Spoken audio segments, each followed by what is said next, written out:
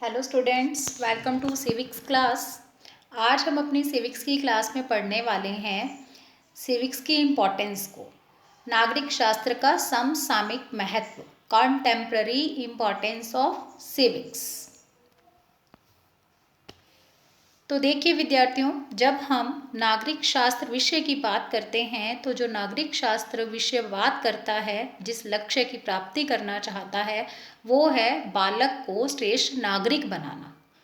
अब ये नागरिक बनाना, क्यों नागरिक बनाना है उसे? ताकि वो अपने समाज के प्रति जो कर्तव्य हैं उनकी पूर्ति कर सके अच्छे से, यानी वो अपने आसपास के वातावरण में एक अच्छा व्यवहार कर सके, उसमें अच्छे गुणों का विकास हो सके। उसको सफलता की ओर बढ़ाने के लिए हम उसे श्रेष्ठ नागरिक बनाना चाहते हैं। तो ये नागरिक बनाने की शुरुआत जो होती है वो कहाँ से होती है? परिवार से।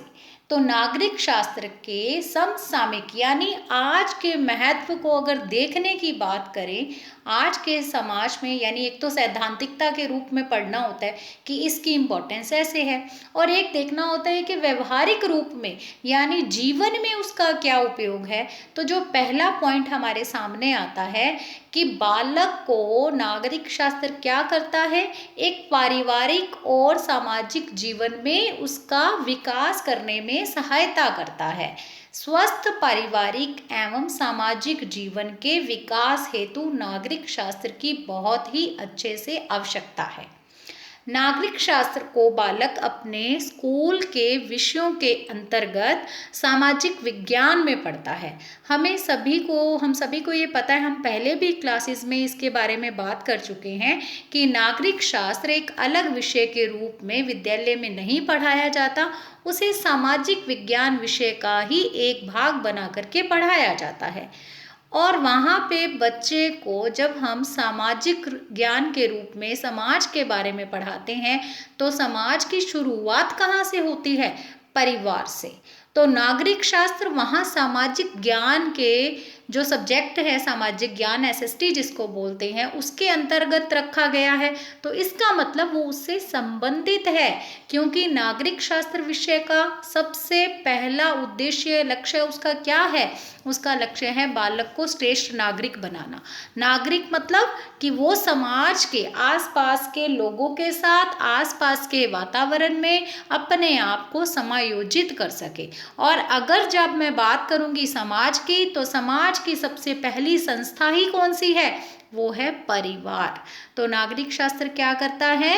बालक के स्वस्थ पारिवारिक और सामाजिक जीवन को विकसित करने में सहायता प्रदान करता है। उसे परिवार में, उसे उसके समाज में समायोजित करने में मदद करता है। फिर देखिए ये क्या करता है, लोकतंत्र को सफल बनाने हेतु भी इसकी इम्पोर्टेंस को स्वीकारा जाता है। हम सभी जानते हैं कि शासन प्रणालियां अलग अलग होती हैं। अब थर्ड पॉइंट में आप देखिए, विभिन्न शासन प्रणालियों का ज्ञान कराने हेतु। तो यहाँ पे इन दोनों पॉइंट्स को हम सिमिलर होकर के पढ़ेंगे। अब यहाँ पे अगर मैं थर्ड पॉइंट को पहले बताऊं तो आप सभी जानते हैं कि शासन प्रणालियों के अंतर्गत राजतंत्र भी होता है और लोकतंत्र भी होता है। राजतंत्र मतलब राजा का वंशानुगत होना, राजा मरा उसके बाद उसका बेटा जो है वो राजा बन जाता है, ये राजतंत्र में होता है। और लोकतंत्र में जनता अपने प्रतिनिधियों का यानी अपने राजा का खुद चुनाव करती है। अब नागरिक शास्त्र क्या है, हमें बताता है कि शासन प्रणालियां कौन कौन सी होती हैं, और फिर उनमें से लोकतंत्र के सफल बनाने हेतु एक नागरिक होने के लिए के नाते हमें कौन कौन से अपने कर्तव्यों को निभाना चाहिए, वो सब कुछ भी हमें नागरिक शास्त्र से ही पता चलता है। अब आप खुद जानते हैं, आपने नागरिक शास्त्र सिविक्स की किताबों में देखा होगा कि वहाँ पे लोकतंत्र के बारे में पढ़ाया जाता है। बच्चों को ज्ञान कराया जाता है कि शासन प्रणालियाँ कौन कौन सी हैं, और फिर लोकतंत्र के अंदर लोग क्या करते हैं या लोकतंत्र क्या कहलाता है, कौन सा ऐसी व्यवस्था है जिसको हम लोकतंत्र कहते हैं। जनता अपने प्रतिनिधियों को खुद चुनती है, तो वहाँ पे वोट का महत्व, मतदान का महत्व भी बच्चों को पढ़ाया जाता है। आप किताबों में देख सकते हो, लेसन्स लगे होते हैं, पाठ लगे होते हैं वहाँ पे। तो ये सारी चीज़ें क्या बताती हैं कि कौन कौन सी शासन प्रणालियां हैं और उनमें भी लोकतंत्र को सफल बनाने हेतु एक श्रेष्ठ नागरिक को अपने किन किन कर्तव्यों का पालन करना चाहिए, उसके बारे में बच्चे को ज्ञान कराया जाता है। अब बच्चों आगे है मौलिक अधिकार व मौलिक कर्तव्यों की अनुभूति हेतु। आप सभी जानते हैं कि संविधान के द्वारा हमें अधिकार प्रदान किए गए हैं जिन्हें हम कहते हैं मौलिक अधिकार, और इसी तरह से हमें कुछ कर्तव्य भी दिए गए हैं। कुछ कर्तव्यों की पालना भी करने के लिए हमें संविधान द्वारा कहा गया है, और यही हैं हमारे मौलिक अधिकार और मौलिक कर्तव्य। तो मौलिक अधिकार और मौलिक कर्तव्यों की अनुभूति हेतु भी हमें नागरिक शास्त्र विषय की मदद लेनी पड़ती है। नागरिक शास्त्र ही हमें ये बताता है कि हम सबको समानता का, स्वतंत्रता का अधिकार मिला हुआ है। तो वो सब चीज़ें जो हमें वहाँ से पता चलती हैं, उनको हम अपने जीवन में प्रयोग में ले सकते हैं ना।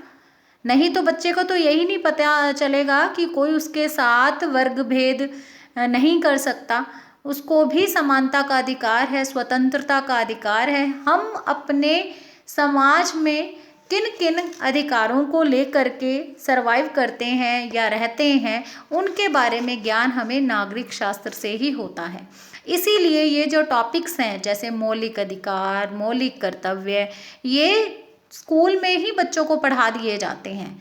उस टाइम पढ़ाए जाते हैं जब नागरिक शास्त्र अलग विषय ना हो करके क्या विषय है, ये है सामाजिक ज्ञान के अंतर्गत पढ़ाया जाने वाला विषय। अब इसे अलग क्यों नहीं किया गया, तो बच्चों इसका एक ही उत्तर है कि जब बच्चे को श्रेष्ठ नागरिक बनाना है तो अकेला नागरिक क्या करेगा बिना समाज के। नागरिक बनाना मतलब आसपास के वातावरण में वो अपने आप को समायोजित करके चले, वो अपने अधिकारों और कर्तव्यों का पालन करे और किसी के अधिकारों का क्या करे, हनन ना करे।